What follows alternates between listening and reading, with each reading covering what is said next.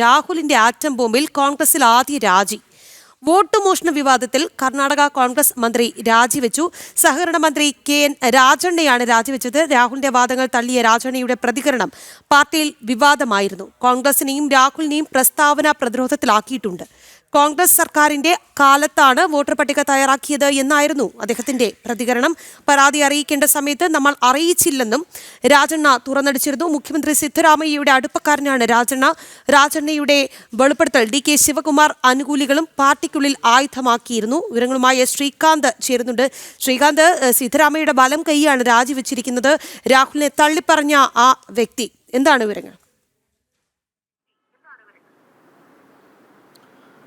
KN രാജണ്ണയുടെ രാജി high command ചോദിച്ചു വാങ്ങിയതാണ് എന്ന വിവരമാണ് ഇപ്പോൾ പുറത്തു വരുന്നത്. അതിന് കാരണം കോൺഗ്രസിന്റെ ഭരണകാലത്താണ് വോട്ടർ പട്ടിക തയ്യാറാക്കിയതെന്ന് ഈ കർണാടകത്തിലെ സഹകരണ മന്ത്രി KN രാജണ്ണയുടെ പ്രസ്താവനയാണ് രാജിയിലേക്ക് നയിച്ചത്.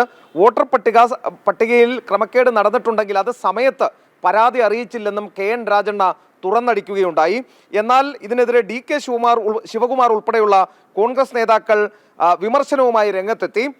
വസ്തുത അറിയാതെ രാജണ്ണയോട് ഇത്തരം പ്രസ്താവനകൾ നടത്തരുത് എന്ന് DK ശിവകുമാർ ആവശ്യപ്പെടുകയും ചെയ്തു. ഇതിന് പിന്നാലെയാണ് ഈ രാജി. ഇതിലൊരു വേറൊരു കാര്യം കൂടി ഇതിലുണ്ട്.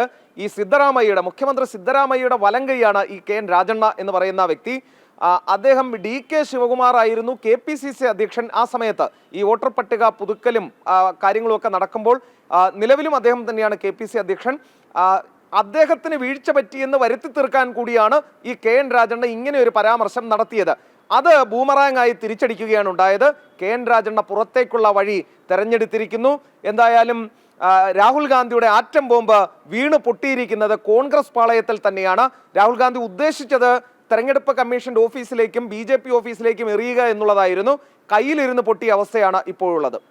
തീർച്ചയായും ശ്രീകാന്ത് സൂചിപ്പിച്ചതുപോലെ രാഹുലിന്റെ ആറ്റം ബോംബിൽ കോൺഗ്രസിനുള്ളിൽ തന്നെ പൊട്ടിത്തെറി, പിന്നാലെ രാജി ഉണ്ടായിരിക്കുകയാണ്. കോൺഗ്രസ് മന്ത്രി തന്നെയാണ് രാജി വെച്ചിരിക്കുന്നത്. കർണാടകയിലാണ് ആദ്യ രാജി ഉണ്ടായിരിക്കുന്നത് എന്നുള്ളതാണ് ശ്രീകാന്താണ് വിശദാംശങ്ങൾ നൽകിയത്.